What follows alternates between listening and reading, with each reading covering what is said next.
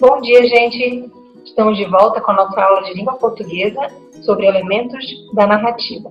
E hoje, finalmente, nós vamos construir a nossa narrativa, a nossa história, né? Cheia de fatos e coisas legais, que eu tenho certeza que você já começou a imaginar em nossa cabecinha. Vamos recapitular o que nós já aprendemos que uma narrativa precisa ter.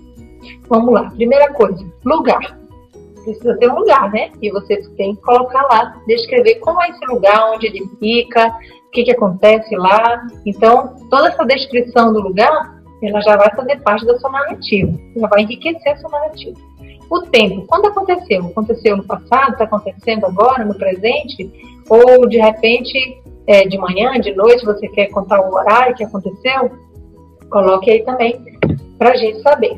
Personagens. Isso daqui é importante, né? Lembra lá daquele seu filme, aquele seu desenho ou aquele vídeo que você gosta de assistir? O que mais cativa a gente são os personagens, né? Os personagens eles fazem toda a diferença quando você vai contar uma história.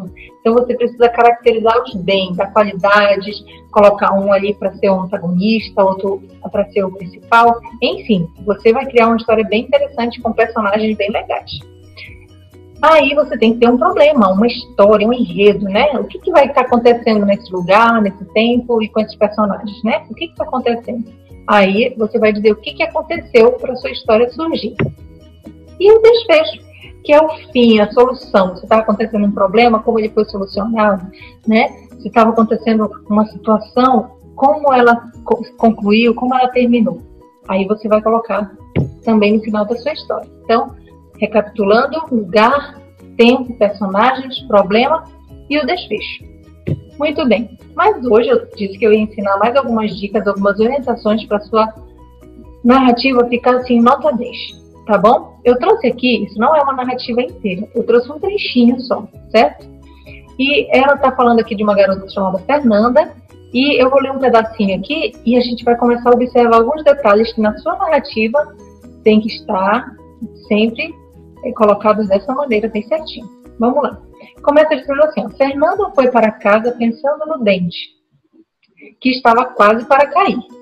Primeira coisa que a gente vai observar aqui nessa narrativa.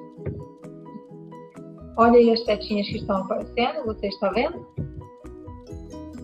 3, 4, 5 setinhas apareceram. E essas setinhas, elas estão indicando uma coisa. Quem lembra? A margem. Muito bem. Eu fiz um quadradinho ao redor do texto para identificar como se fosse o caderno de vocês. E no final da linha e no início, a gente chama de margem. Margem, a linha, é onde você tem que respeitar o limite. Você não pode sair escrevendo depois da linha, nem quando acaba o caderno, né? Então, a linha está ali também para fazer o limite. Então, você observa que aqui no final ela segue uma ordem.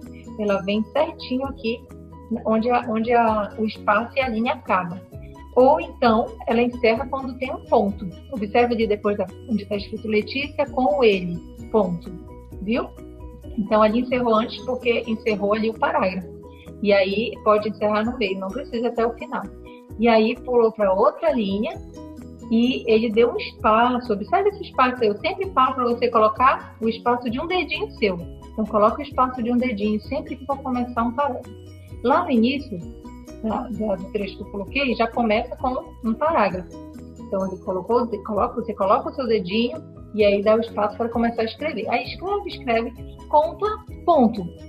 Encerrou um parágrafo, encerrou uma ideia, uma cena, uma situação. Coloca o pontinho e aí na outra linha, coloca de novo o dedinho, dá um espaço e segue escrevendo. Você continua escrevendo e agora encerrou mais uma cena. Então, você coloca o ponto e na outra linha, coloca o dedinho, espaço da margem até onde você vai começar a escrever. Então, aí você pode ver que todos eles estão recuados. Mas as outras frases, as outras linhas, você pode observar aí que ele vem pertinho da linha aqui. Então, tem uma diferença quando começa o parágrafo e quando você está escrevendo durante a frase, durante o parágrafo, você pode ir até pertinho da linha. Certo? Muito bem. Seguindo aqui mais uma orientação. Eu vou... Olha aí, apareceu uma bolinha. Estão vendo onde apareceu uma bolinha? Pois é. Está circulando aí essa bolinha azul. Vê se você encontrou aí. uma letra maiúscula, que apareceu no meio da frase. Por quê? Em que situações nós usamos letra maiúscula? Vamos lá, terceiro ano, relembrar. Nós já estudamos esse ano sobre os substantivos próprios, os nomes próprios. Então, essa é uma das situações em que nós usamos letra maiúscula, certo? Então, além dela, tem um outro momento, que também eu vou mostrar já aqui. Mas, para escrever o nome de pessoa, o nome de uma instituição, ou o nome de uma cidade, de um estado, tudo isso vai ser usada a letra maiúscula, não se esqueça, certo? Mesmo que esteja no meio da frase. Mais um detalhe aqui. Veja se você encontrou aí o círculo que apareceu, círculo azul. Muito bem. Ele está circulando um tracinho, né? Como é que é o nome desse tracinho? O nome desse tracinho é travessão. Ele identifica uma fala do personagem. E na sua narrativa você pode ter uma fala também de um personagem. Porque se você está contando a história de alguém, de repente você não quer descrever o que o personagem falou. Você quer colocar como se ele estivesse falando realmente.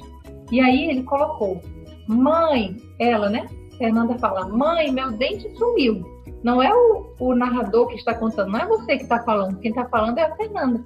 Então, quando aparecer uma fala assim, você vai colocar um travessão. E observe que antes do travessão está escrito assim, gritou. E aí, 2 pontos.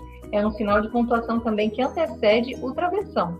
Então, se você quiser usar na sua narrativa, não é obrigatório, mas se você quiser usar uma fala, colocar uma fala do seu personagem como se ele realmente estivesse falando, você vai colocar 2 pontos. E disse, e ele falou, e ela exclamou, e ela perguntou. E aí você coloca travessão aí embaixo. E observe também que os 2 estão aí como iniciando um parágrafo. Os 2 estão recuados, viu só? Então você vai recuar para fazer tanto um quanto o outro, certo? Agora vamos lá para mais um detalhe. Outro círculo, identificou? Muito bem, essa é outra situação em que nós usamos letra maiúscula no início das frases, no início dos parágrafos. Inclusive, não só no início do parágrafo, essa daí eu circulei no início do parágrafo, uns 3 dias depois. Uns é um nome próprio? É um substantivo próprio? Não. Mas ele precisa estar com letra maiúscula porque está iniciando uma frase, um parágrafo, certo? Agora vamos recapitular. Primeira coisa que a minha narrativa precisa ter, elementos. Os elementos, os 5 elementos que nós vimos no início dessa aula. Você pode revisar lá se você esquecer de algum. Margem, você não pode esquecer também desse detalhe, para o seu texto ficar organizado e bonito e bem estruturado. Sinais de pontuação, sim. Eu só falei aqui, só destaquei o travessão, mas nós já estudamos vários, lembra? Estudamos a vírgula, que é aquela pausa, aquela respiração. Estudamos o ponto final, que pode ser também em seguida, quando ele está no meio do parágrafo, né? Ele não encerra o parágrafo, mas ele é um ponto e depois ele segue na mesma linha. Só foi uma pausa ali para encerrar a frase. Vírgula, ponto. Aqui nós vimos já 2 pontos e o travessão, que andam meio que juntinhos. Vimos também já a exclamação, que mostra, né, surpresa. Inclusive aqui no final tem bastante exclamação, né? Mãe, meu dente sumiu! Mostrou o espanto, a admiração da personagem. E também a interrogação que indica uma pergunta, exatamente, uma pergunta. Então, o seu texto precisa ter sinais para poder, quem está lendo, entender o que você quer dizer. Lembra que a sua ideia pode estar na sua cabecinha, mas para que o leitor entenda, a pessoa que vai ler a sua obra entenda, ele precisa de todos esses sinais aí. Letra maiúscula, no lugar certo, para escrever nomes no início de frase, para designar nome de cidade, de estado, de algum país que você for mencionar também. Criatividade, esse ponto é importantíssimo. Imagina, sem criatividade não dá para criar uma história do nada, né? E vocês já começaram a colocar alguns detalhes sobre os elementos da narrativa e agora falta você criar mais alguns detalhes e colocar, e incrementar, e vai fazer a sua história ficar bem interessante para quem for ler. Então, e por fim, um detalhe importante, que é a caligrafia. A gente precisa treinar desde pequenininho, né? Para a gente entender.